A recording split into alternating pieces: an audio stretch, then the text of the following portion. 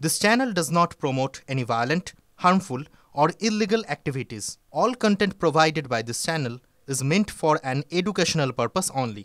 Top quality और consistent performance के लिए सिर्फ सिल्वर पंप्स नाम याद रखना।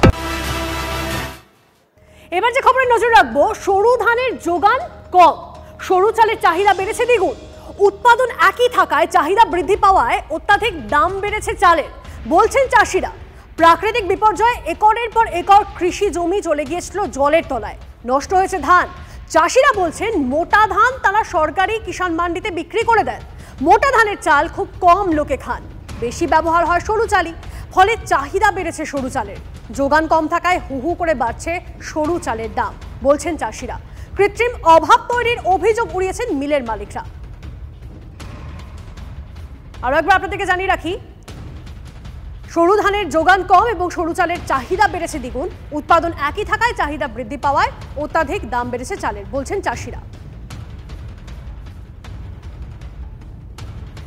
চাষিদের একদিকে যেমন প্রাকৃতিক বিপর্যয়ে ধান নষ্ট হয়ে গিয়েছিল, অন্যদিকে এখন বর্তমানে কি হচ্ছে, মিলে ধানের যোগান কম আসছে আর সরু চালের চাহিদা বেড়ে যাওয়ায় কিন্তু দাম বাড়ছে চালের।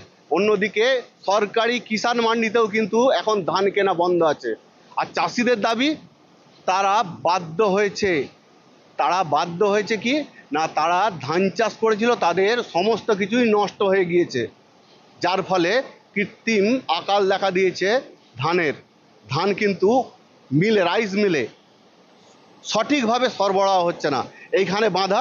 আর অন্যদিকে কৃত্রিম অভাব থাকায় কিন্তু চালের দাম বাড়ছে। আরামবাগ থেকে ক্যামেরা মধুসূদনদের সঙ্গে তন্ময় বৈরাগী, TV9 বাংলা। দাম কেন বাড়ছে? উৎপাদন কম, সরু চালের উৎপাদন কম হচ্ছে, এর জন্য দাম বাড়ছে। আর এই মোটা চালগুলো আগে ধান সিদ্ধ হতো বাড়িতে করে, নিজেরাই সিদ্ধ করে খাওয়া যেত। এখন তার যা কস্টিং, তার যা বানি, ধান বানাতে যাওয়া, লেবারের ব্যাপার, ওর জন্য সব বন্ধ হয়ে যাচ্ছে ধান সিদ্ধ। এখন সরকারি চাল এসে জুটছে, ওই মোটা চালগুলো বিক্রি করে দিচ্ছি, দিয়ে সরু চাল কিনে খাচ্ছি, যার জন্য সরু চালগুলোর দাম বেশি হয়ে যাচ্ছে। 90% যদি সেই মোটা চালটা বিক্রি করে দিয়ে তারা বাজারে সরু চাল কিনে খাচ্ছে, তাহলে টোটাল আমার গ্রামের লোক সরু চালের উপরে যে ডিপেন্ডেন্ট হয়, হঠাৎ করে সরু চালের ধানের দামটা বেড়ে গেল, চালের দামটা বেড়ে গেল, চালের ক্রাইসিস হয়ে গেল। আর সরু চালটা হয় কি, সাধারণত বর্ষাকালে আমনে মোটা ধানটাই চাষ হয়, সরু চাষটা হয় শুধুমাত্র এই বোরো সিজনে সরু ধানটা চাষ হয়, এবং সেটা প্রচুর কষ্ট। চাষের উৎপাদন খরচা বেড়ে যাচ্ছে, চাষিও যে সরু ধানটা বিক্রি করে বিরাট লাভ পাচ্ছে না, কিন্তু দাম বাড়ছে। সেই জন্য সরু চাল সবাই খাচ্ছে বলে সরু চালের ক্রাইসিস হচ্ছে। যদি সবাই মানুষ এই সরকারের চালটা, মোটা চালটা খেত, এবং মোটা ধানটা যদি মানুষ যদি নিজেরা চালটা ভাতটা খেত, তাহলে আমার মধ্যে সরু চাল বিক্রি হতো না। এটা হচ্ছে মানুষ খাদ্যাভ্যাস উন্নত মানের করার ফলে সেই জায়গায় কনভার্ট হয়ে গেছে।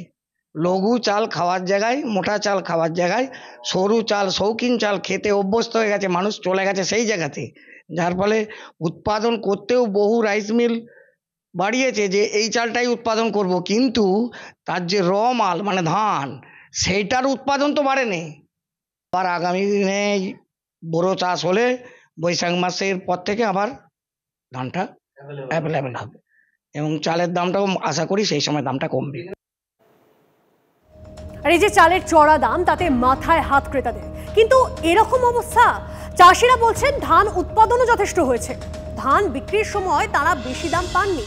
তাহলে কেন চড়চড় করে বাড়ছে চালের দাম?